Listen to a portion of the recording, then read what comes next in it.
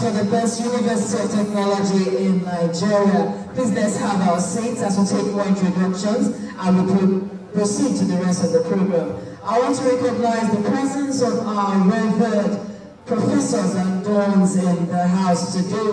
Professor Kolawole Badamosi. Yes, thank you very much, sir. I also want to welcome Professor Philip Omorolaju. In no particular order, do pardon me. I want to also welcome Professor Abolaji Dada.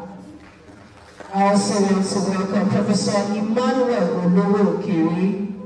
Thank you very much, sir. Professor Mobolaji Stevens.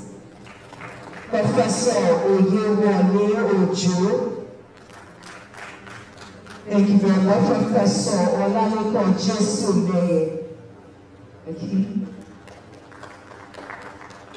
I also want to recognize the presence of all heads of departments here.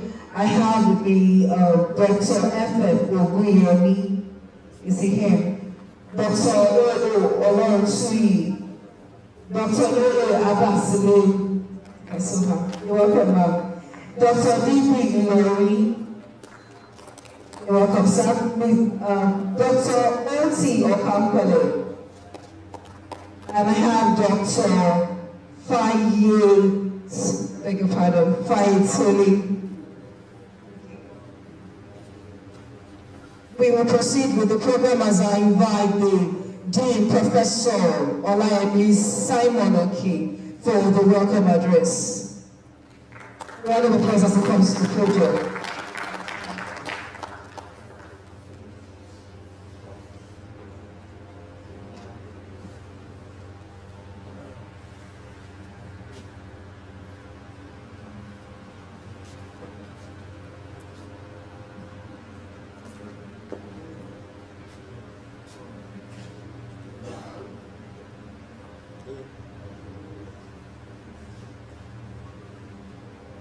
Vice Chancellor, ably represented by EBCA Academy,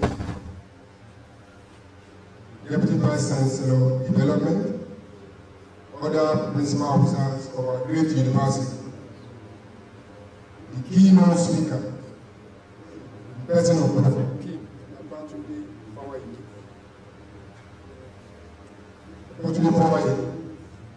Vice Chancellor of the University of Abuja, Chairman, Committee of Deans, other deans and director of schools and directory present, heads of department and unit,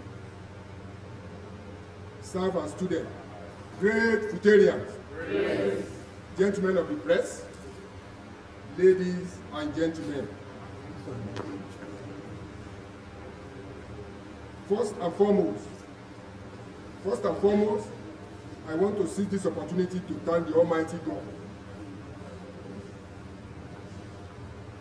who in His infinite mercy has given us all the great privilege to witness the 2026 International Conference of the School of Logistics and Innovation Technology, the Federal University of Technology, where, on behalf of the Vice Chancellor, Professor Adeni Enida Yoladiji, FAS, and the entire Bhutan community, I welcome you all to this epoch-making event.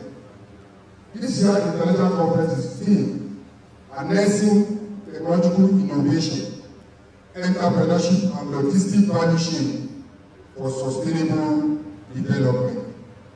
This theme is apt and speaks directly to the roles of technology, innovation, entrepreneurship, and corporate logistics for economic prosperity of our dear great country, Nigeria. Technological innovation gives us the impetus to translate our research and development to goods and services for for wealth creation, job opportunities, as well as market competitiveness at global level. The alignment of technology, innovation, entrepreneurship, and logistic value chain create available markets that can meet the needs of the society and provide goods and services, as well as exportation for sustainable development. These three forces create and build a system of innovation that can sustain growth across generations. Concentrating upon the above, SLIT has invited Professor Akeem Babatuni Powerini, who is currently the Vice Chancellor of the University of Abuja, for finding time out of his tight schedule to honor our invitation as the keynote speaker, as he will be sharing his thoughts and reflections on the theme. I call upon everyone to pay rapt attention, to gain from his wealth of experience towards our contribution to the sustainable development of our dear nation. At this juncture, I want to sincerely appreciate all our conference participants who are traveling from far and near of the country. I also encourage you to actively participate in the thematic sessions to maximize the outcome of this gathering and to take note of all the comments on your paper so as to effect all inputs and make suitable for publications in our conference proceedings. Therefore, on the final note, I want to sincerely appreciate the planning committee who had adequately organized this year's conference to success. The roles played by all other staff of the school are well noted. I thank you all. Once again, I welcome you all warmly to the 26th National Conference of the School of Logistics and Innovation, Federal University of Technology and Logistics. Have a fruitful celebration. Thank you very much, sir. I want to recognize the presence of Dr. Omobolande Omishage, Director of Studies and Deputy Head Creative Computing Research Center, Cardiff Metropolitan University, Wales, United Kingdom. You're welcome back. I also want to recognize the presence of Professor Felix Alao, Director, Open and Distance Learning Center, Futa. You're welcome, sir. At this point, I want to welcome to the podium for her opening address, Professor Adenike Temidayo Oladiji, FAS, Vice Chancellor, Futa, ably represented by the Deputy Vice Chancellor, Academic Professor Timothy Taiwo Amos. You're welcome, sir.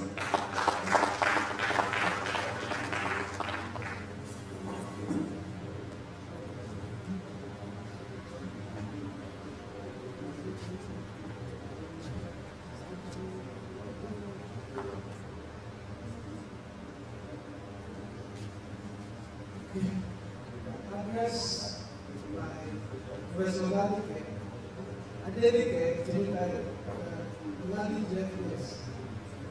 She has asked me to stand in for her this morning. So, the sense here is to present a thought to us. Traveled yesterday, but I know she was here with the Deputy Vice Chancellor of the Government, my friend and brother, our own Vice Chancellor of Adekunle Jackson University, Professor Tumola, when we were calling you Dad God, now know that you are Dad God. Top government functionaries who are here. The keynote speaker, Professor Akeem Babatuni following and our need for today. Who happens to be the Vice Chancellor of the University of Abuja? SLIT, you are who have brought in two Vice Chancellors together. Please can you do that for us? These who are present here, especially the Dean School of Logistics and Information Technology, who is going to be the chairman of the committee of peace through this. So we have some relations. Other deans here are present, directors and heads of departments, participants, I welcome you. Members of staff and students, gentlemen of the press, distinguished ladies and gentlemen, great Futurians. You are indeed the greatest. Great Futurians. It is my distinct honor and privilege to welcome you all to the 2026 International Conference of the School of Logistics and Innovation Technology, SLIT, Federal University of Technology, Abuja. I warmly welcome our distinguished keynote speaker, Professor Akin Babatunde Fayemi. I also extend a heartfelt welcome to our distinguished government officials, captains of windows, friends of SLIT, members of the academic community, researchers and participants from across Nigeria and beyond who have joined us both physically and virtually for this important gathering. Today, I'm immensely proud to witness how SLIT has not only sustained its remarkable achievements but also has strengthened its position as a center of excellence in innovation and a critical driver of national development. The school's programs serve as a vital bridge between theoretical discoveries and practical knowledge-driven solutions capable of transforming the society. Through its expertise in logistics, innovation, entrepreneurship, technology management, and financial viability, SLIT ensures that research outputs move beyond the laboratory into products, services, and systems that improve lives and contribute meaningfully to national development. The theme of this year's conference, harnessing technological innovation, entrepreneurship, and logistic value chain for sustainable development, is both timely and highly relevant. As a university of technology, our mandate extends beyond the generation of knowledge. It encompasses the production of highly skilled manpower, the promotion of innovation, and the advancement of technologies that drive sustainable economic growth. This theme rationalized strongly, resonates strongly with that mandate. It challenges us to move beyond theoretical inquiry and foster stronger linkages among research, entrepreneurship, innovation, and efficient logistics and supply chain systems. The very lifeblood of modern economies. Indeed, the experiences of both developed and emerging economies demonstrate that sustained investment in these interconnected areas is indispensable for inclusive and sustainable national development. It is particularly gratifying that SLIT has attracted such an accomplished scholar and administrator as our key note speaker, Professor Akin Babatunde Fayemi.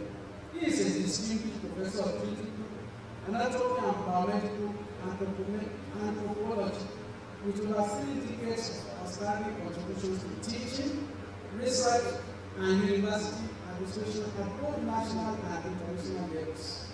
He currently serves as the base substantive Vice Chancellor of the University of Abuja, having previously served as the pioneer Vice Chancellor of the Nigerian British University.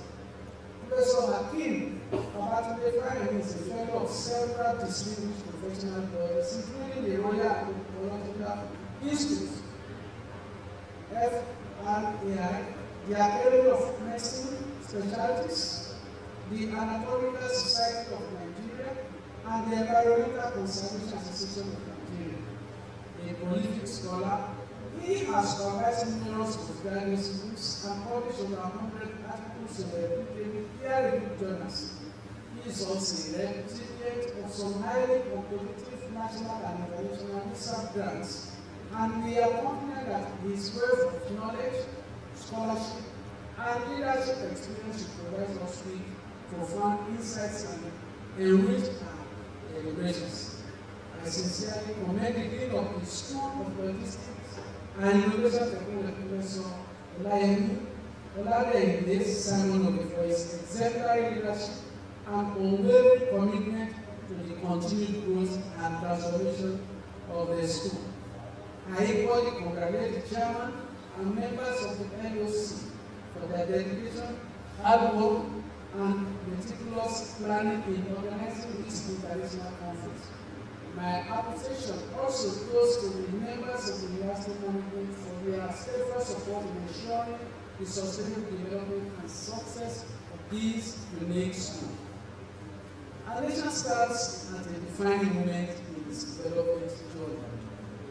The challenges of sustainable development, youth unemployment, industrial competitiveness, and economic diversification are substantial. Yet, these challenges are present also present enormous opportunities. By harnessing technological innovation, strengthening entrepreneurial capacity, and building efficient logistics and supply chain systems, we can unlock new pathways for economic transformation and create lasting prosperity for our people. This conference provides a unique platform for scholars, policymakers, industry leaders, and development partners to exchange ideas, build collaborations, and generate practical solutions capable of addressing these pressing national challenges. I therefore encourage every participant to engage actively in the discussions, share knowledge freely, challenge existing assumptions, and cultivate partnership that will endure long after this conference has ended. It is my sincere hope that the deliberations over the next 2 days will generate innovative ideas and practical recommendations that will contribute meaningfully to sustainable development in Nigeria and beyond. On behalf of the Governing Council, management, senior staff, and students of the Federal University of Technology, I wish you all a productive, enriching, and memorable conference. Thank you for your attention.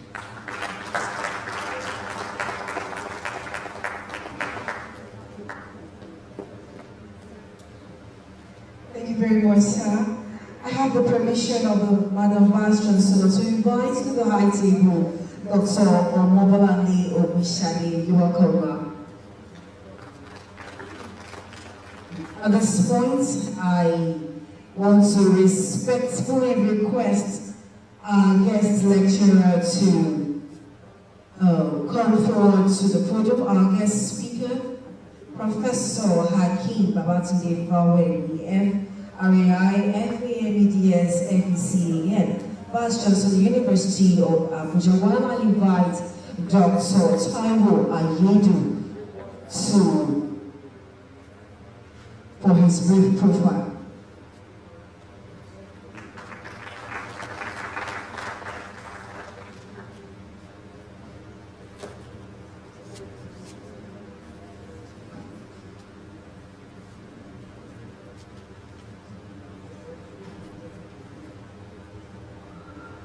The Vice Chancellor, Federal University of Technology, represented by ABCA Academy, the Vice Chancellor, University Abuja.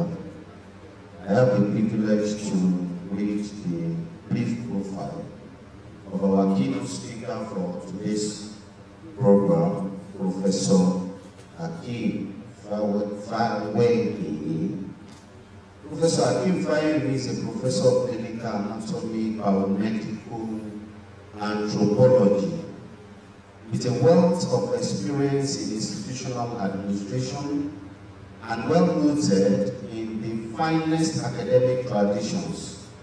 On completion of his medical training at the University of Port Harcourt in 1992, he undertook his internship training at the University of Port Harcourt Teaching Hospital before proceeding for his National Youth Service Corps at the Nigeria Air Force in Ilorin in 1994. He gained employment into the University of Port Harcourt in June 1995 as a lecturer too, and rose through the ranks to become a professor in May 2010. Round of applause for our boy. During these years of his stewardship, he held key academic and administrative positions, including 2 times head of Department of Anatomy, Dean, Faculty of Basic Medical Sciences, 2012 to 2014, and Deputy Vice Chancellor, Academic 2016 to 2020 of the same University of Port Harcourt. He has served at several statutory and ad hoc committees and boards, attributes which have equipped him with requisite skills to provide leadership to a well-informed, articulate, and growing academic community. Professor Fayemi has been an active member of his national and international professional associations, where he served as Secretary General and member of National Executive Council 1999 to 2000, Nigeria Medical Association, Rivers State, Editor-in-Chief of Journal of Anatomical Sciences and President of Society of Experimental and Clinical Anatomists of Nigeria, 2014 to 2016. He has received many academic community service awards and prizes such as visiting researcher to the Department of Anatomy and Developmental Biology, University College London, Fellow Royal Anthropological Institute of Great Britain and Ireland, Fellow Anatomical Society of Nigeria, Fellow Experimental and Clinical Anatomist of Nigeria, and Fellow Academic of Medicine Specialist of Nigeria. Over these years, Professor Fayemi has been actively involved in undergraduate and postgraduate teaching and research, and had 4 book chapters, 3 monographs with over 100 scholarly academic materials. Professor Fayemi has participated and served as a resource person in 78 conferences, workshops and training programs in Africa, Europe, the Middle East and North America, and has supervised over 100 BSc projects, 15 MScs, 13 PhD/MD dissertations and theses. Many of his mentees are now distinguished professors in their own right, occupying important positions in their respective positions, both home and abroad. Ladies and gentlemen, Professor Fayemi has attracted and served as principal investigator to some national and international competitive grants, and his invention of the AMRG anthropometry chair for professional body measurements, winning a patent certificate of the Intellectual Property and Technology Transfer Office of the Federal Republic of Nigeria. He has been involved in the conceptualization and delivery of several MOUs, fostered sustainable linkage and affiliations between town and gown, sourcing and facilitating grants, and funding support into the university system endowment of prices and professional shares. Professor Kwame has been an external examiner and assessor to the profession, to almost all the first and second generation university in the 6 geopolitical zones of Nigeria, and has led visitation panels of National University Commission, NUC, and of the team of Medical and Dental Council of Nigeria, NDCN, to several medical schools. In 2021, Professor Akim Fawehimi was cited in the African Scientist Rankings by Alpha Nobel Scientist Index. He was the former Vice Chancellor of Nigeria British University, a conventional private university located in Asa, Abia State, and the current Vice Chancellor of the University of Abuja, now Yakubu Gowon University. Ladies and gentlemen, he is married to Dr. Adizat Omotayo Fawehimi, a lecturer with the University of Port Harcourt, and they have children. The marriage is blessed with 5 children. Ladies and gentlemen, I present to you our keynote speaker for this year's SLIT conference, Professor Akim Fawehimi, to deliver his keynote address. A round of applause for our keynote speaker.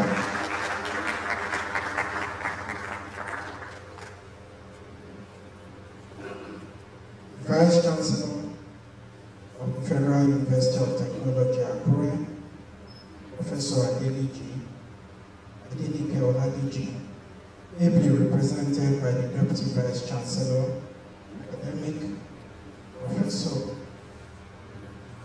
Taiwo Timothy Amos, Vice Chancellor of the Adekunle Ajashi University, Akunga, Professor Tomori Bavumi, here present, the Deputy Vice Chancellor, Development, Professor Sunday Sandra Luyamo, other principal officers here present, the Dean of the Faculty of the School of Logistics and Information Technology, SLIT, Professor O. Simon Oke, the Local Organizing Committee Chairman, Professor M.A. Abayomi, distinguished professors here present, distinguished academics here present, directors and heads of departments, our very dear students, gentlemen of the press,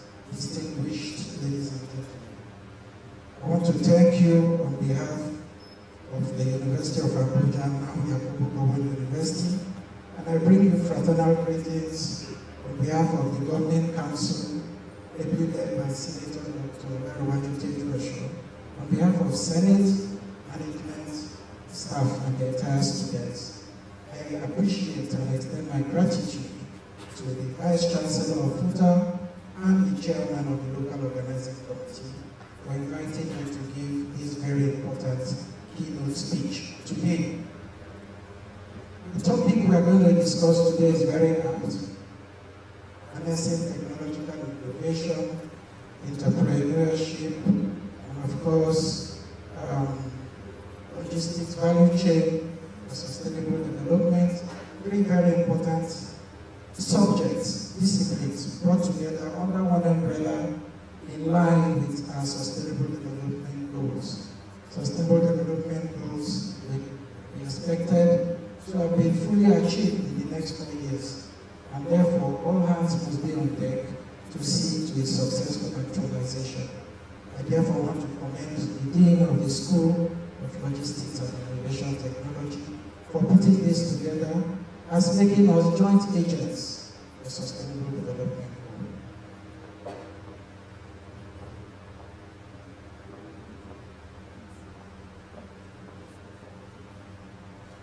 Well, there's a connective tissue in anatomy area where I profess, the tissue that joins different parts of the body together, tissue that joins different organs together. And in that context, I want to bring it into what we are going to discuss today, that Nigeria really suffers from shortage of raw talent or ideas. We have very brilliant people. We are doing very well. Our diaspora report card shows that Nigerians are performing excellently well all over the world and within the country. So not shortage of talents, not shortage of ideas. But the critical failure lies in that connective tissue that synthesizes ideas into thriving self-reliant networks. So let us just look at what those words mean. Technology, the development of advanced, localized tools and software to convert manual work into digital precision. And of course, we know what entrepreneurship is. Translating theoretical designs into commercial ventures that spark continuous non-farm jobs. Of course, logistics, physical or digital value chain pathways required to move goods and services reliably from producers to consumers. Having armed ourselves with those definitions, we now look at what our demography is in Nigeria. We are all aware that the population is about 220 million percent now, and the median age for the Nigerian population shows a distribution that is less than 20 years, which means that the majority of the population, close to half of the population, are less than 20 years. So is this going to be an asset or liability? A lot of people want to deploy this large youth population for the positive. And that is what we should be doing to not be a liability. We have seen a lot of young people out of job, increasing immorality and crime in our society. So the overwhelming majority of our citizens are young. They will depend for the next 40 to 50 years of the working lives or their working lives on the economic architecture we build for them or what we fail to build for them today. So we have a huge responsibility on our shoulder, and that will determine long-term productivity limits. Because they are young, they are physically strong, they have the numbers, and therefore they can be deployed to improve productivity anywhere they find place of country to find themselves. It also demands the rapid creation of scalable business frameworks so as to increase employment, increase employability, and of course engage our youth skillfully. Highly urgent context for innovation policies, we need to think outside the box. We need to strategize. We are aware that the employment rate keeps depreciating, reducing over the years. So we need to think outside the box in order to stimulate industrialization. And there's a pragmatic framework here, which I have chosen. Let us resist the temptation of a purely theoretical address. So today I will not just give a theoretical address. Instead, I will ground my major points in the lived realities of our Nigerian economy. What is happening in Nigeria, what we see on a daily basis, the pipelines, the ports, the market stalls, the fintech applications, and the USSD codes we use to top up our phones, buy airtime, and so on. Now, what is the macroeconomic context so far? What do we see in Nigeria? I'm looking at the critical assessment of the generation-defining economic reforms initiated in Nigeria since May 2023. You recall one of the most fundamental things that happened was the removal of the fuel subsidy with its multiplier effect, which affected, of course, the purchasing power of the average Nigerian, which also led to the devaluation of the naira, and of course, increase in cost of goods and services, food, of course, transportation, of course, accommodation, house rent, and so on. So the consequences of the struggle over the last 3 years introduced persistent macroeconomic pressures on household budgets and business capital structures. So it eliminates the advantage. Well, we eliminate those fiscal needs, but dramatically drove up transit overheads. We said, okay, people were doing round tripping. They go to buy in filling stations and go to the products to sell and so on. And then when we had the foreign exchange, second-tier foreign exchange market, there was also round trading. People buy from the central bank of Nigeria and go to the black market to sell.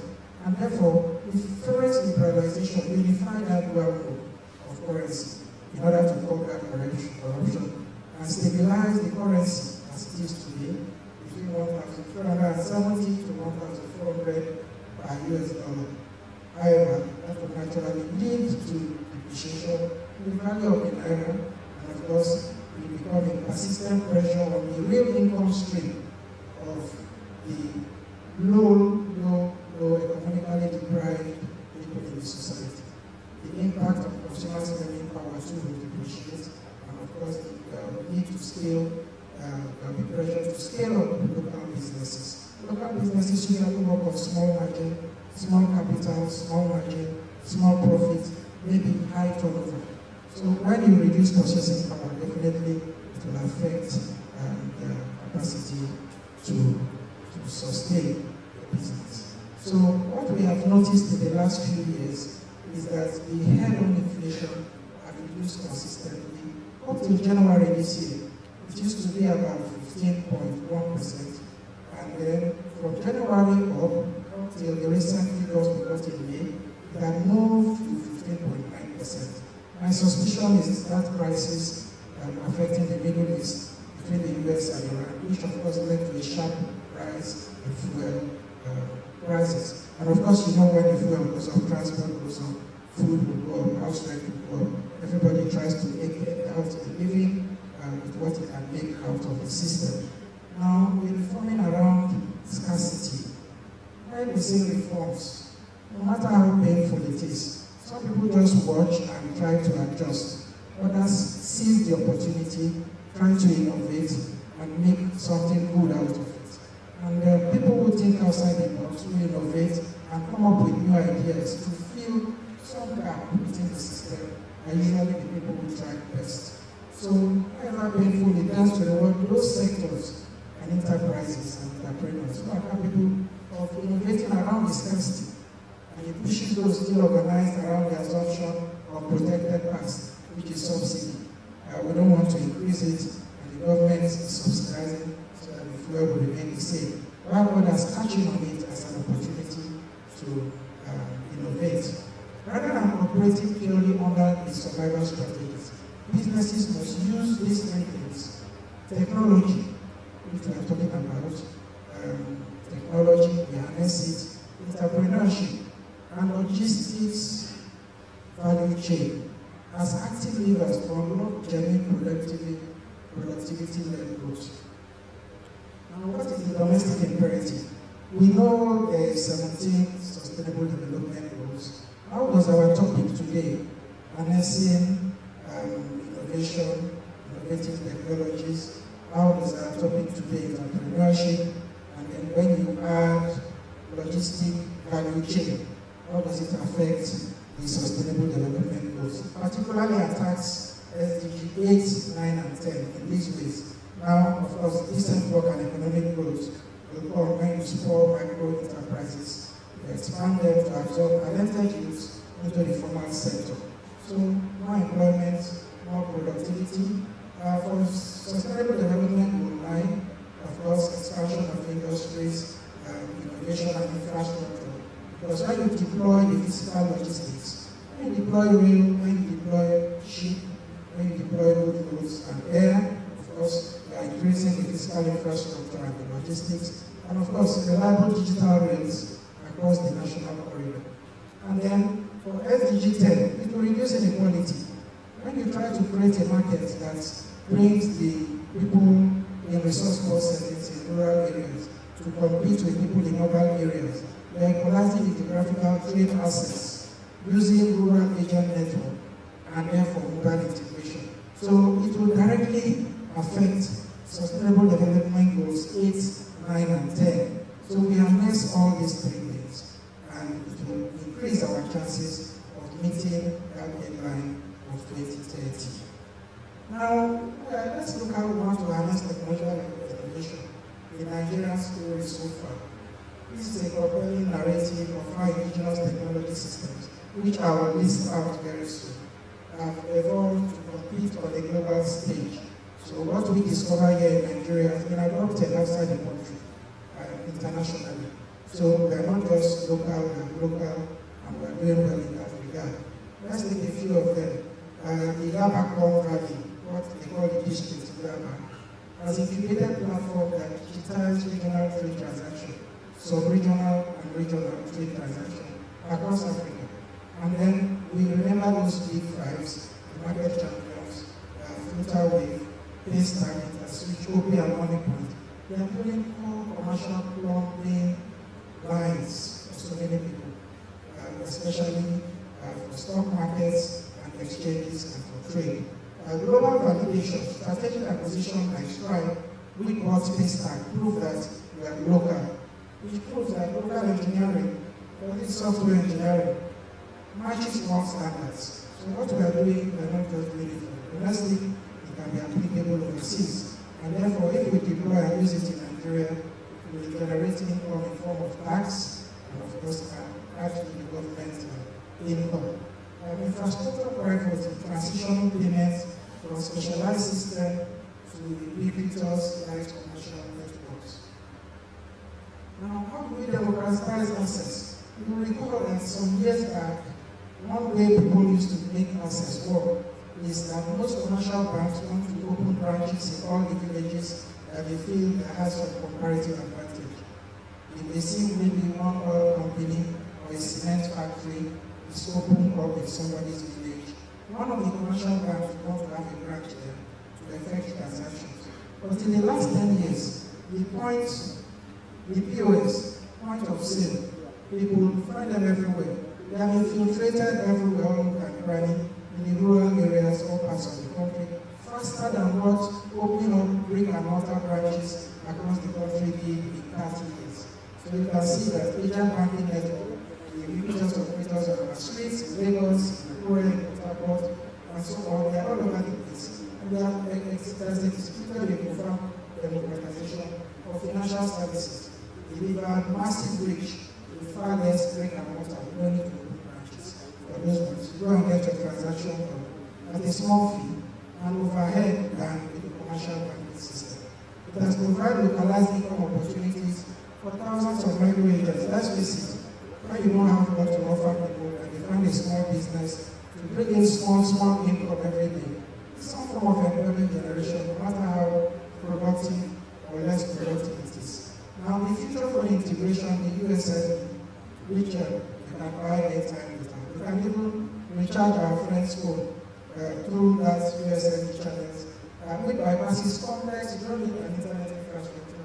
Just a simple phone enables fundamental service transfer, essential basic mobile technology, and brings millions of previously unbanked people in our villages straight into the formal world. Because they have to register, even if it means removing a digit from the phone number, because they will be captured and you can be detected and traced at any time. Now, the policy catalyst system, what are the things people have put in place in terms of policy formulation, policy implementation, evaluation and monitoring to see how we can promote and encourage this fintech industry. So state institutions have increasingly moved from reactive posture to intentional capacity building frameworks. The Startup Act not too long ago, in 2022, creates clear, co-regulated operating terms and gives some form of tax incentives so that people who come up with good ideas, good innovation, and so on will be encouraged to push it to get it incubated, get it as a startup, and then it will become a business, and then formal startup label structures. And then the National Technology Strategy, which was part of what the Federal Ministry of Communication and Digital Technology is putting forward. It's a master framework detailing clear initiatives to accelerate digital economic structures nationwide. Now, the 3 million technical talents program, which is targeted at skilling 3 million young men and women developers to anchor digital service creation and serve as a formidable pool for providing that service for the country in the years to come. So that's a very good foresight, futuristic plan, and also with the Federal Ministry of Communications and Digital Economy. Beyond standard fintech, what apps? We have agri-tech, we have health tech, and then you have the drone facility. Those are tech systems that have proven to work within our own boundaries. agri-tech system, connect smallholders, producers, restructure financial market, technical database, what they call smart agriculture, competitive take-off prices. So with smart agriculture, you can predict the climate, you get good produce, and then you know when to transport them and everything. Of course, your price will become more competitive along the sub-region, along the other states in the country, and of course along the region and beyond. And then the health tech ecosystem, where patients' records are being digitized, and we're using telemedicine facility, which of course relies on internet connectivity to see for specialists here in Akure, full-time, can be seeing a patient in one of the villages in Ondo State. All we need to do is the telemedicine, and the specialist will look at what he has on screen, make his impression, make his diagnosis. We will also look at X-rays if necessary. We'll look at slides from laboratory or other medical laboratory tests to make an impression. And of course, we define the specialized pharmaceutical supply chain and sourcing models. Pharmaceutical supply chain, including immunization system, where you have vaccine supply chain that must be kept in a particular temperature, and of course, where they can move under supervised logistic chain to their end users. And then the zip-line drone logistics. This one are drones that are going to practice in 3 states, the Kaduna, Bayelsa, and Cross River. Since 2022, the government hopes to bring it to other states. And the drone will supply blood, in areas that is very difficult to reach by road. So while the government is making a capital budget every year and cannot reconstruct or remodel or maintain the roads, we have a faster means that will lift the blood, go by not as high as the road, of course, and the drop it where it's needed as an emergency at the right time. This works and it's been very effective, precautions along several rural settings in Kaduna, Bayelsa, and Cross Rivers so far. So what are the systemic tech constraints? What are the things that are holding us back? What are the challenges? Of course, the common one we all know about power, inadequate public electricity, forces home centers, cyber cafes, business ops, business startups, and so on, to run on diesel, to run on petrol, and therefore this is asking a very massive burden on them, but it's a hidden operational tax. It's not the tax that comes from the federal airline or state airline revenue, but it's taxation. We are taxing the system through that fuel or through the petrol or diesel or kerosene as the case may be, or fossil fuel. Now the Jagger syndrome, some other people have seen it as the grain export syndrome, looking at it in the line of what they call diaspora remittances. And in the line of what I argued before, when you don't have anything to get all these people engaged, and they are meant to go out to find greener pastures and make out a living and send some money home. It has been shown that diaspora remittances is responsible for a good chunk of our gross domestic product in recent times. A lot of people in Canada, in America, in the UK, and Australia, where South Africa is a problem, and we are coming back. But a lot of people there will definitely send money home in hard currency. When you put it together, it is bigger than what we do in the foreign exchange market. So it's very strong. So that, but it still has a problem. Immigration of these highly skilled people will spend so much resources to train in science, engineering, in other types of engineering, not the software, mechanical, aerospace, and so on. And we are constantly depleting the capacity of the local operations. So when we expand the local market, who are the people that are going to manage it? And then, of course, the growth capital and accuracy of patients, long term. When I mean patient here, I mean low interest, not high interest, but money that you give to all those local farmers and small scale, micro scale people that do business. So patients, long term capital, limited in naira, forces promising local things to investors. So when you don't get them, what you then want to do is to sell your intellectual property, to sell your patents to a company abroad that has the wherewithal to protect it. Like what happened to Paystack. And what that means by extension is that one, we have lost that patent.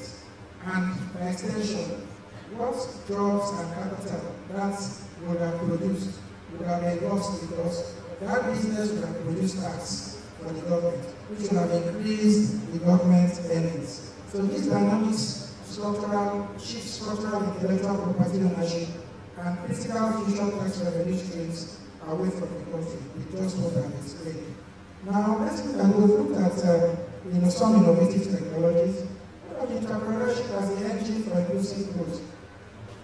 Most 21st century world-class universities emphasize entrepreneurship and together with experiential learning in form of the students' industrial work experience scheme, together with entrepreneurship. As a drive, they are beginning to look beyond the four walls and are beginning to bring the town and ground together in so many ways. The thinking is that we want people to be employers of people, we want people to create jobs, we want people to be able to start their business and not just wait for employment in the formal sector. So interrogating the operating policies and infrastructures are genuinely set up to scale national entrepreneurial energy. So let's look at it, let's give some examples from data from SLIT, that's the Small and Medium Enterprises Development Agency of Nigeria and the National Bureau of Statistics. We find out that most companies, most industries will be registered 95% of them are in the informal sector. They belong to these micro, small, and medium-scale enterprises. The people you see under the umbrella doing POS, the people you see selling fruits, the people you see retailer, the people that make leather craft in Aba, the Ogomosho, the cassava, regional processing companies, and agro hubs. The Alaba market electronic shops, Lagos, of course, which also services the regional area. And of course, here in our own Akure, our farms, poultries, smallholders farms across the state. All these constitute over 95% of the industries we are talking about in terms of entrepreneurship. So it's only common sense that the beam of attention, the focus, should be on the 95%. Our multinationals, Choice, MTN, and the oil companies, NNPC, Shell, they form a bigger 5%, but those are the ones we know, unfortunately. But government is there to provide the framework and the guidance to stimulate an economy. So its priority should go to the 95%. So let's see how that goes. How will the government want to help? Public interventions, and I'll give you an example of one thing like public intervention that have established launch pads for some of these local businesses. Concessionary finance, the one of the Bank of Industry, which is mainly focused on industrial development, startups, encourage them to build the industry and sustain it, when they see a very good idea. And of course, the Development Bank of Nigeria. Then the agro-value pipelines, like the Alcohol Grower Scheme, the one that was done by the Central Bank of Nigeria, are still being done in a way that the farmers are made to be accountable for the money they owe. And of course, they will have all the necessary guarantors to ensure that they return the money back so that the money can be given to other people.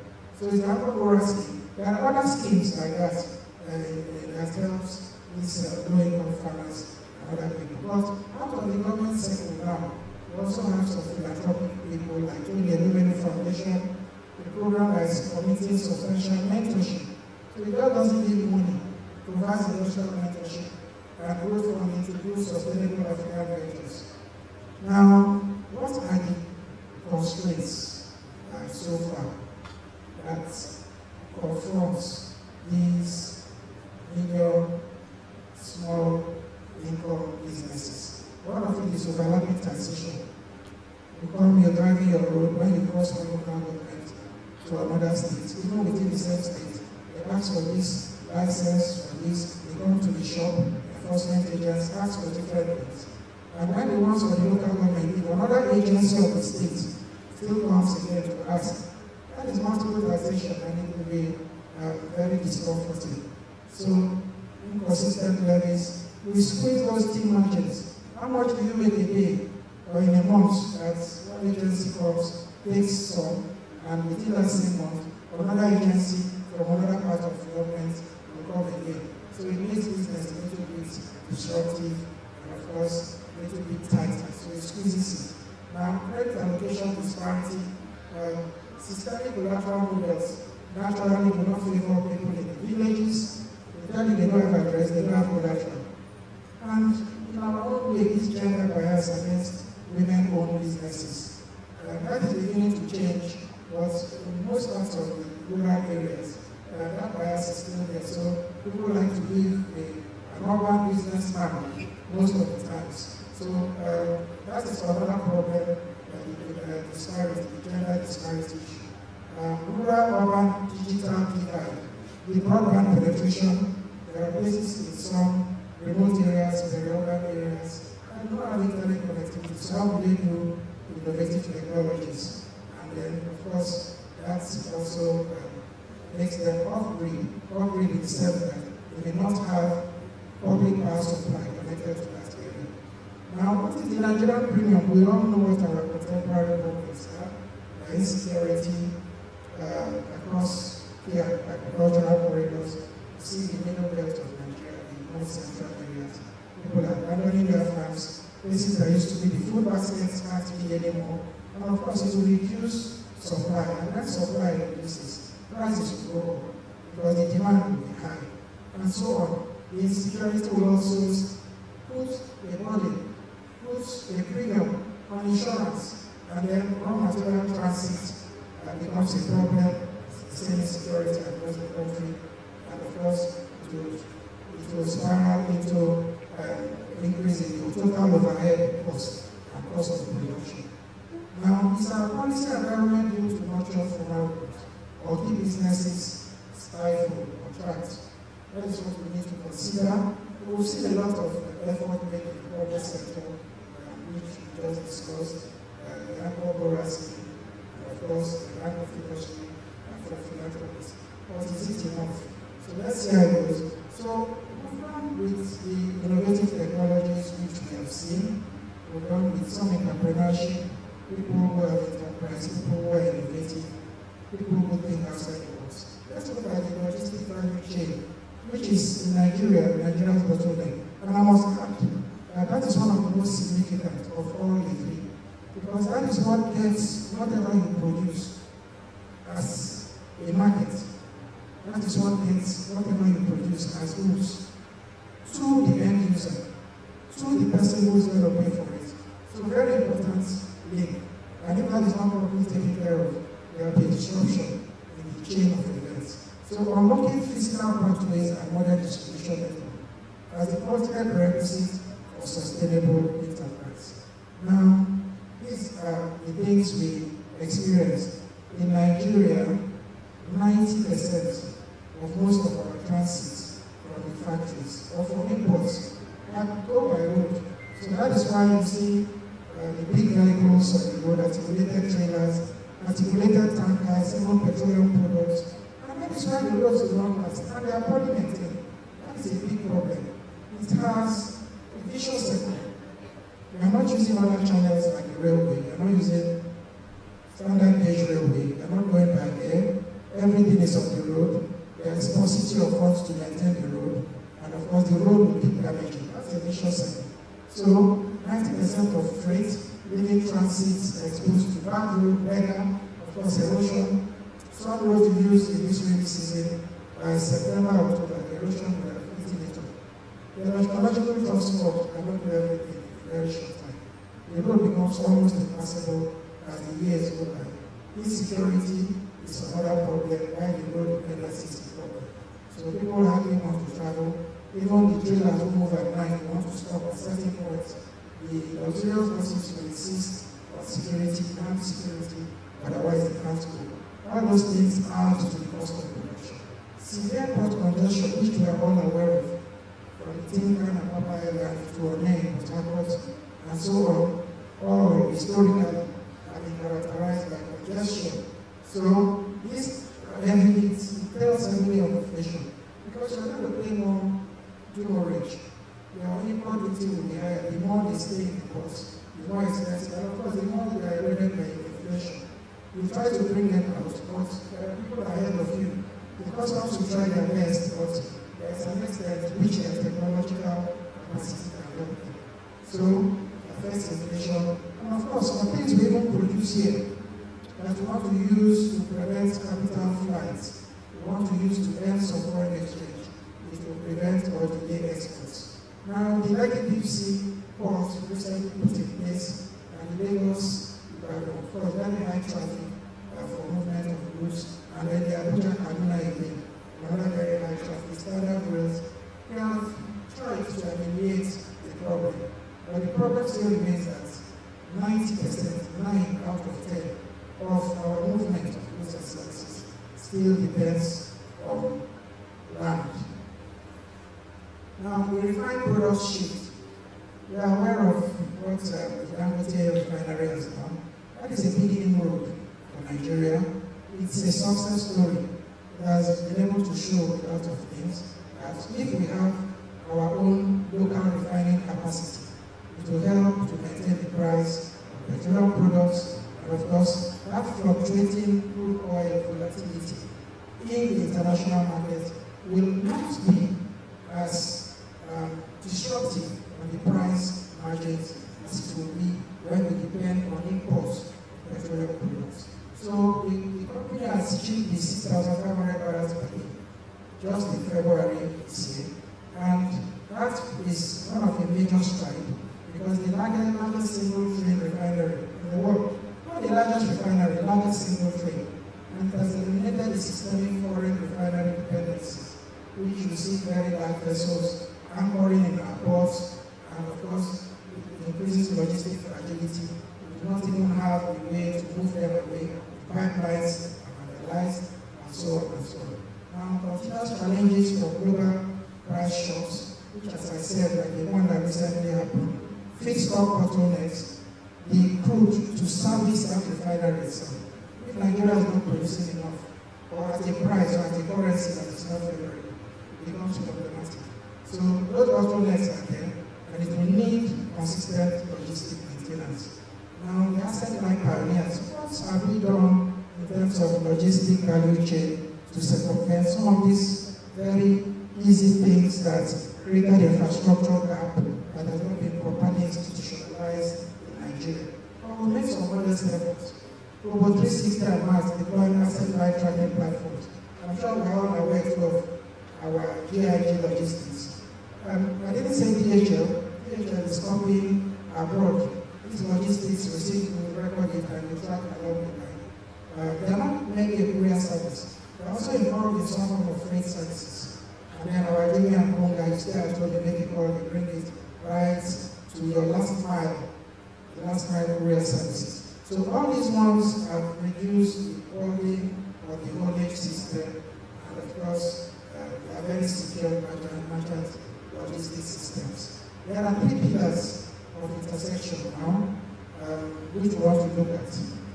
The 3 pillars which we all know: innovative technology, entrepreneurship, and now logistic value chain. True economic breakthrough, and that is how we need to think for now, futuristic. Putting the 3 together, not one. No matter what discipline we want to profess or practice, that true economic breakthrough emerge when these 3 things, innovative technology, entrepreneurship, logistics, are intentionally designed to reinforce each other. I'll just give 4 examples. The agri-tech system, which I earlier talked about, using mobile app for smart agriculture and extension services for sale of goods and services. People have used it very successfully in a lot of rural settings. We have some of the major companies even provide the food for the local farmers. In some cases, some of these companies, if they are perishable goods, provide coolers, these cooler systems, containerized cooler systems, so that they come and lift from there. Everybody brings to that center. They come in their own good time to lift enough quantity that should make sense in terms of comparative advantage. You don't just come and take 1% of tomatoes from a current total. And if 1% comes in a day, you want to wait in 100 others. That will take a week, and then the tomato will go bad. So agri-tech is very helpful. satellite data, modern coordination to ship variable cash crop to prevent post expenses. Off-grid polars, solar pioneers, where people use pay-as-you-go technology and then use the solar system to generate power and use the pay-as-you-go to pay to sustain the power in areas that are not supplied by public electricity. And of course, the integrated healthcare we talk about, digitizing patient records, and using for digital prescription. AI has come to stay, but that's a talk for another day.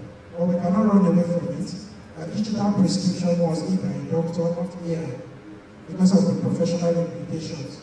On Thursday, a lawyer will be talking about legislation in medicine as part of his inaugural lecture. That's the 43rd of the University of Abuja. And some of these issues will be brought to the front burner. We marched with the drone last mile distribution network we talked about. And leave 2 pints of blood for a child who is in an early shock, or sickle cell anemia patient who is in a hemolytic shock, or somebody who had an accident and bled, and is, or a woman who had a delivery and they had an abortion placenta and is pouring. And we can't get a donor around, and we need blood to save that life. That thing will lift it and drop it for you. You do not have to use boats, you don't have to go by bad roads, and so on. And then the fuel equalization issue. Expanded refining capacity, which we have now, Dangote, for example, digitized depot retail tracking. Now there's a digitized, it's difficult to cheat now. When you load and you discharge, the discharge time will tell you how much. When you dispense, so the other way they cheat is at the point where they put in the tank. If you don't look well, they will not start from zero. And then you will know they didn't start from zero. So to say you will cheat along the chain, value chain, is more difficult nowadays. And they are being tracked. Protect the pipeline infrastructure in the downstream petroleum distribution. So what is our sustainability impact? When you say sustainability, we are talking about the sustainable development goals. We are talking of prime. Prime is principle of responsible management in education. And that one concerns us directly. Development is rarely achieved by any single element. So we have to bring, the times have changed. It demands integrated systems, equipping entrepreneurs with digital tools and ensuring repeatedly entrepreneurs digital tools as innovative technology and ensuring logistics operations run on and another innovative software. So you bring all these things. Things are getting sophisticated and we're not going to lag behind. If you go to first world, second world, things have changed. And Nigeria is really following suit.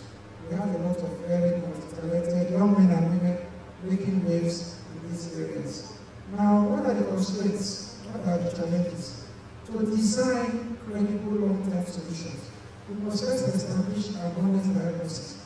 So let's not pretend as if everything is correct, everything is fine. Let us see what the problems are. Let it be the gap that we want to fill using these three mechanisms of persistent national bottleneck. So apart from the one we know, micros, low light, and so on, which of course will raise the cost of production, apart from which we know, other challenges, insecurity costs, that will indirectly raise the cost because by the time you have placement, by the time the insurance company raises its premium on your life insurance, on your goods insurance, that will translate into what you are going to sell your products in the market. So it deters direct foreign investment, which we need for entrepreneurship to thrive. Direct foreign investment will need flow of foreign exchange. And for me, that's still largely import dependent. It will also prevent capital flight. Because when you come to establish a foreign company here, you bring in a lot of foreign exchange into the country. So, apart from the ones we buy, there will be a balance of trade, and the balance of payment problem will be reduced. So, it will deter foreign exchange investment, it will directly enhance farming outputs and the transport corridors moving from state to state and not separately. And of course, we drive up merchant insurance, as I said, life insurance, goods, and so on. And then the foreign exchange volatility. So constant exchange rate shifts, macroeconomic instability will affect any business because you cannot predict You cannot start with an interest rate and say, okay, I want to work with it for 2 years and make your projection. Once there is war between Iraq and the US, it may change the whole dynamics and affect your arithmetic. So those things are problems that constraints. And of course, agency friction, these different branches of government are coming and providing different rules. The local government will say this, the state government will say this. So you are confused. All you do is whenever they come, you negotiate with them, you pay. And at the end of the day, that money does not really go to the government office. It's sorted, it's, and it goes round the world. Duplicate agencies, national levies, this one comes for the same purpose, and then the tax reforms, the act that was passed into law in 2023 or so, has brought a lot of things to be harmonized, and has decided what are the shareable things, the collectibles between the local government, states, and the national government. Now, how do we hope to solve this problem? How do we hope to mitigate? How do we hope to ameliorate these problems? From the government's angle, multimodal transport investments should be encouraged. We should start thinking of our rails, we should start thinking of our ports, and of course, possible aviation sector. There are cargo terminals, some airports specifically built for that. The one in Ogun was specifically, and I think in Owerri, for cargo. But later they are using them as commercial, domestic wings of commercial airlines. We should start thinking of those things to connect each other so that from the ports, like I say, the railway station, moving goods to places it will need to drop them. So that kind of value chain is very important. Tax harmonization, this tax will come multiple tax, not harmonized, you don't know who to pay what to, and so on, should be reduced. It's a huge burden to micro, small, and medium-scale enterprises, and of course, logisticians, and so it should be looked into and harmonized. The downstream reforms to secure critical pipelines and improve the airport to retail infrastructure to ensure that the refined products flow smoothly and maximize gains of increased domestic refining. Now we can produce that. We should enjoy it. It shouldn't become a cost. It should become a blessing. And then from the academia, what can we do? We've seen the government. Let's take the industries first and the financial institution. It should give us soft, low interest loans, and then create a robust local currency fund startup to ease offshore incorporation, so that we don't need to go to a foreign company with our intellectual property or patent to start up a business. We should make it easy, make local currency to fund it, and then for easy offshore incorporation, to ease off offshore incorporation requirements. Now the medium, small, micro, small, and medium enterprise situation, as I explained before, encourage the major corporate buyers to support the local smaller suppliers in their value chain. Like I talked of the coolers, these containerized coolers. I also talked of them providing foams for local women so that they can do well, and by extension, it will affect their businesses positively. We structure technical help, and then for us in the academia, which is what FUTA is doing today. And I must commend FUTA for it. I must commend the School of Logistics and Innovation Technology. Promoting interdisciplinary training and investment. Well, they brought a medical doctor to talk about innovative technology. I hope I've tried my little bit by day. Promote interdisciplinary training and invest in university industry linkages with structured internship with technology firms, the Huawei's and the other technology firms, with the Intels, and so on. There are many all over the place. Applied research and solve. We should start conducting research. I know Professor Kamoyi, my friend in DC. I've seen some of his works. While I was putting this thing up, the seasoned professor in that area, and applied research that solves specific Nigerian value chain problems, as we are doing today. And of course, applied logistics, that's our future. As institutions of higher learning, We must move decisively beyond traditional silo and reading engineering and reading business administration or banking and finance. It's no longer banking and finance. It's now finance and reading logistics and supply chain. No, everybody should have a good idea of what it is to develop the software or its products using software. Everybody should have an idea of entrepreneurial skills, how it is to think outside the box, how it is to innovate, and of course an integrated curriculum that ensures that our graduates are experienced in supply chain analytics as they are in digital design. Corporate internships, as we said, new structures, student placement, student industrial work experience scheme, directly inside regional logistics and technology companies. And then targeted research, which we said applied research to look. Let's come up with empirical values to see what works and what does not work. On specific regional challenges, such as the cold chain storage solution. And FUTA is playing a leading role in this regard. Through programs like those offered by SLIT, FUTA, and the church in narrowing the gap between classroom theory and real-world execution. We are doing well by this. Thank you for the job very well. So what's my advice for the next generation? As I said at the beginning of my speech, that deal with Nigeria's real problems. What are our constraints? Have that in mind. Not to despise them or despise issues. The most successful entrepreneurs of the last decade, think of the inflator wave, think of those people, think of the people who discovered the drone technology.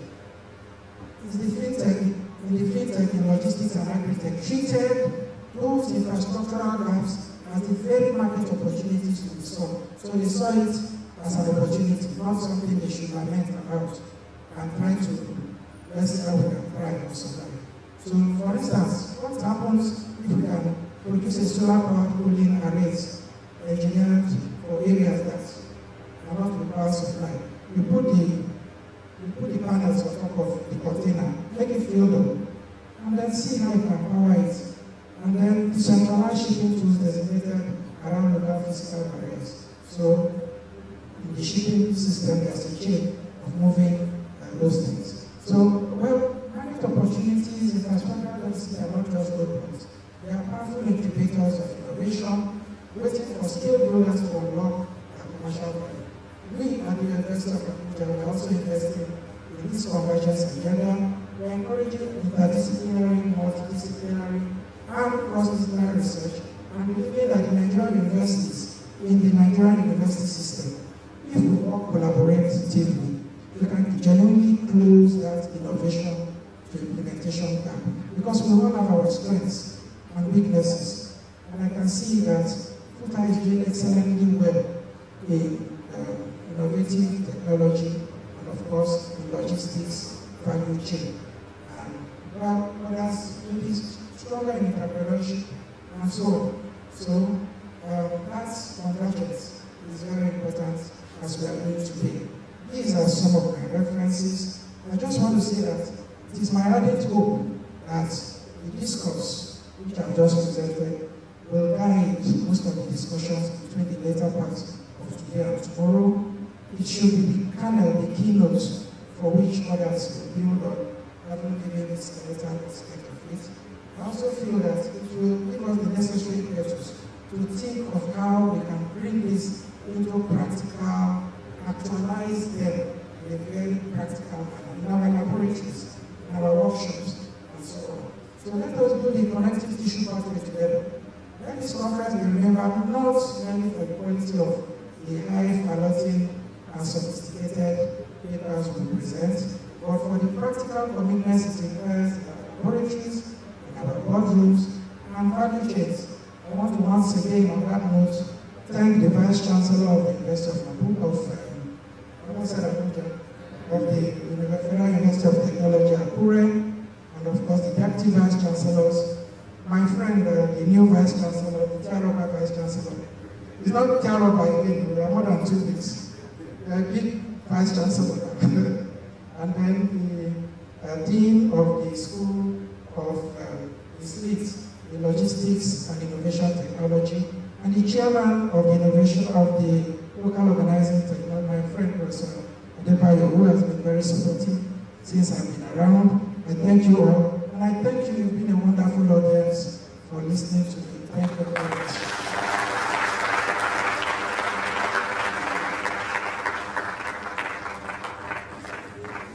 Thank you very much, sir. Another round of applause for our guest speaker. That was a profound and insightful lecture. And at this point, I want to respectfully invite the Vice Chancellor to present the School of Logistics and Innovation Technology Award of Excellence to Professor Hakeem Babatunde Fawemi.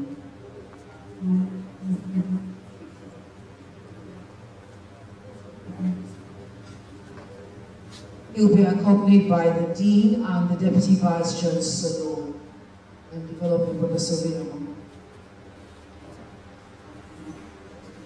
And Professor Fawemi, sir.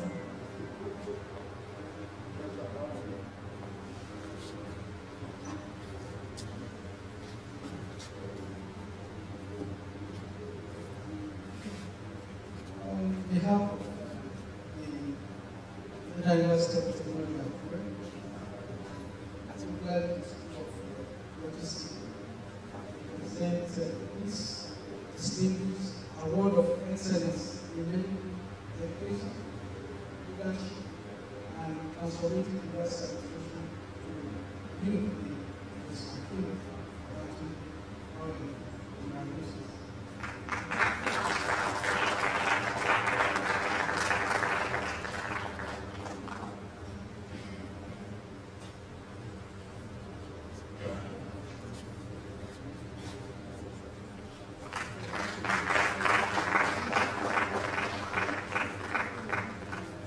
Okay, other members of the high tech, please join for a group photograph, please.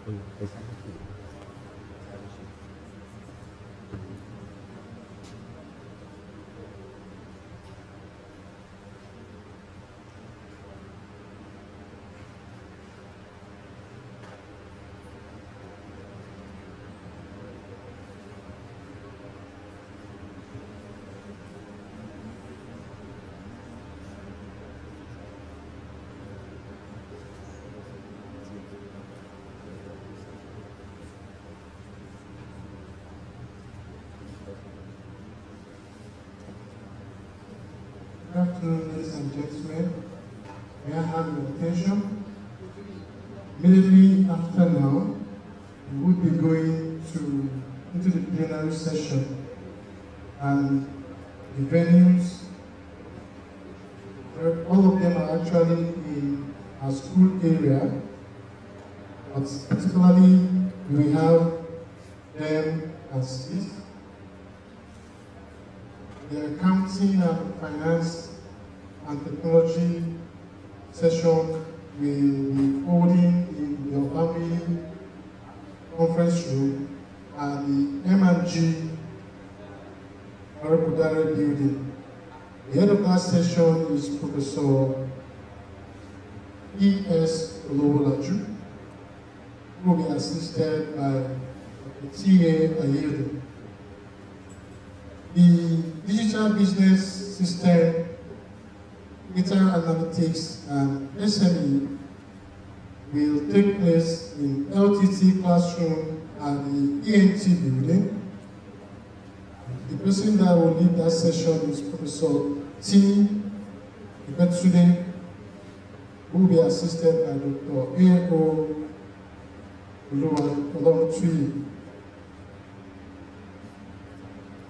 The third session, Technology-Driven Entrepreneurship, Innovation, and Sustainable Business. The venue is the ENT classroom, the same ENT building. Professor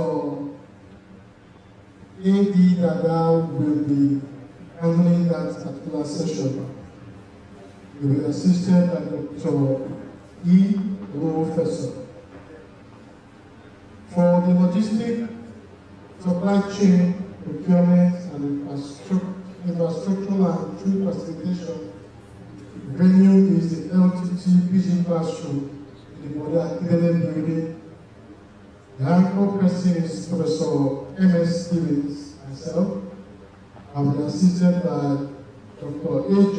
Adelego. For the economic development, policy and project management, ENT seminar room will be the venue. That room is in the old SLIT building. Professor O.J. Ojo will anchor that and will be assisted by Dr. A.O. Adepoju. And we have the virtual session that we have all the teams. This will take place in the conference room where we will deploy our virtual facility to enable those who are not being physically present to them to attend. The person who will handle that is Professor E.O. Olowokere, and will be assisted by Dr. F.F. Obiye. Thank you. God bless you all.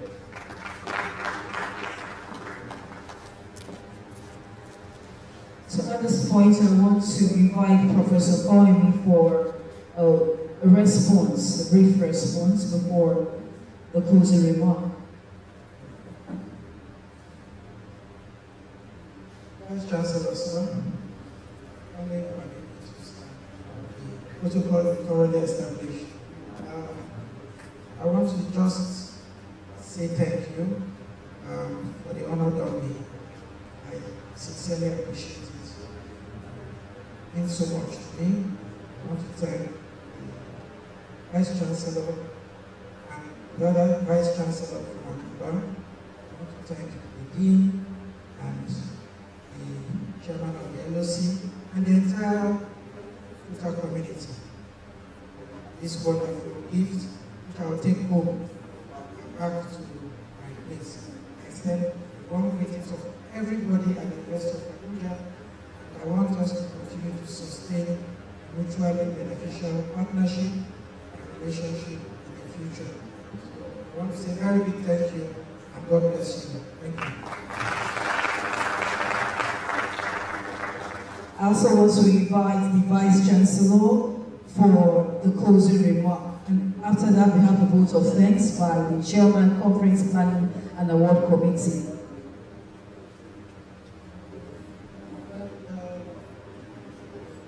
I want to again thank everyone for this. For me, because for me, it's a good spirit that people want to do. We need to be that. Thank you so much.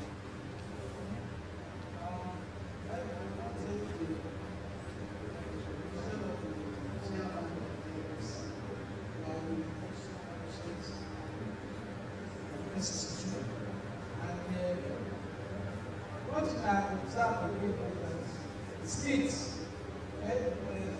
Problems bring solution, and solution also bring problem. When SLIT was below sea level, now when SMART was also it was below sea level, everybody put hands there. It's able to work. Now, SMART, young and grown. I want to encourage you. This feeling that is so far, let it die. Continue with it. As SLIT may become a school, they will beat that size. From that, thank you.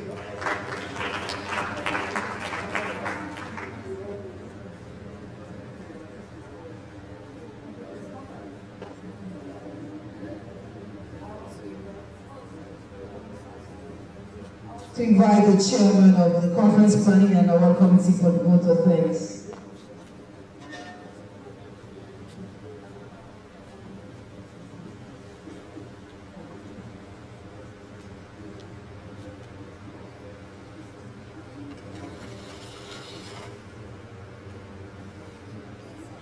The Vice Chancellor, ably represented by my powerful BBC,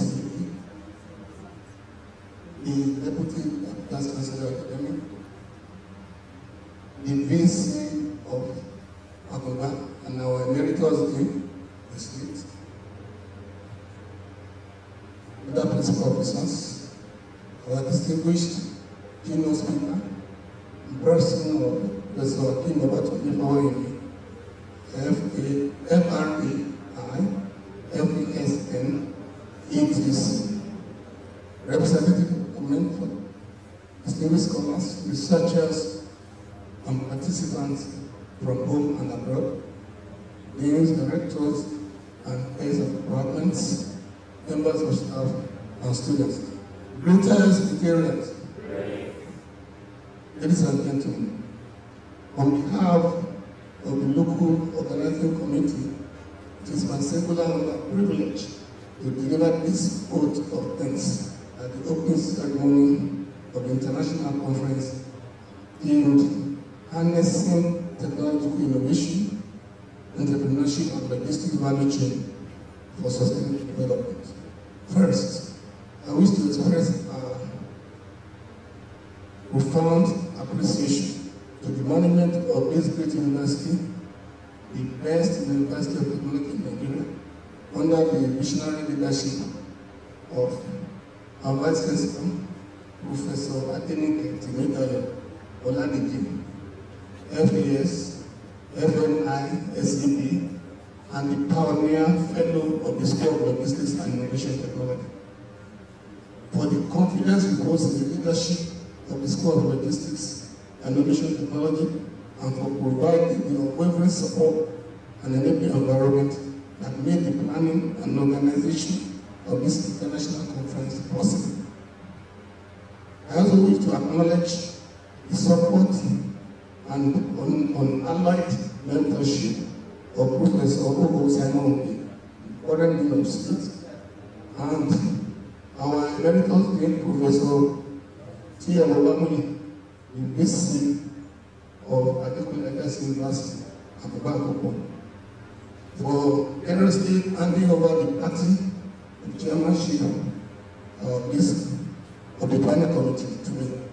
Our sincere gratitude goes to our distinguished keynote speaker, Professor Akin Obatunde, for graciously accepting our invitation and for delivering such an inspiring and thought-provoking address. His insightful presentation has set an excellent tone for this conference and challenged us to think more deeply about the transformative role of technological innovation, entrepreneurship, and efficient logistics systems in achieving sustainable development.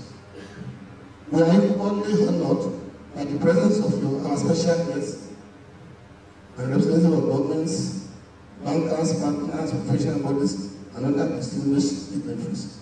Your presence today reflects your shared commitment to promoting research, innovation, collaboration, and sustainable national and global development. We are equally honored by the presence of our special guests and other dignitaries. Your presence, we deeply appreciate your support. To our delegates, scholars, researchers, students, and other participants who have traveled from different parts of Nigeria and beyond, we warmly welcome you to this conference. Your participation enriches this gathering and provides a unique opportunity for interdisciplinary collaboration, knowledge exchange, networking, and the development of practical solutions to contemporary challenges. I wish to especially appreciate my colleagues on the local organizing committee and the various subcommittees for their painstaking and meticulous planning and seamless execution. The successful planning of an international conference requires months of dedication, teamwork, resilience, and sacrifice. Your professionalism, commitment, and attention to detail have been exceptional. I am immensely proud of what we have been able to achieve together. My appreciation also goes to our administrative staff, ICT personnel, protocol officers, media team, security personnel, volunteers, and every individual working behind the scenes. Your tireless efforts have ensured that today's ceremony has been both memorable and seamless. As we formally commence this conference, I encourage every participant to take full advantage of the opportunities it offers. Let us engage meaningfully, exchange innovative ideas, build lasting professional relationships, and work together to develop practical solutions that will advance technological innovation, entrepreneurship, and resilient logistics value chain for sustainable development. Once again, thank you all for honoring our invitation. We wish every participant a productive, enriching, and memorable conference experience. Thank you, and God bless you all. Thank you very much, sir. And with that, we've come to the end of today's conference session. I would like to respectfully invite all of us to rise as we take the FUTA and national anthems.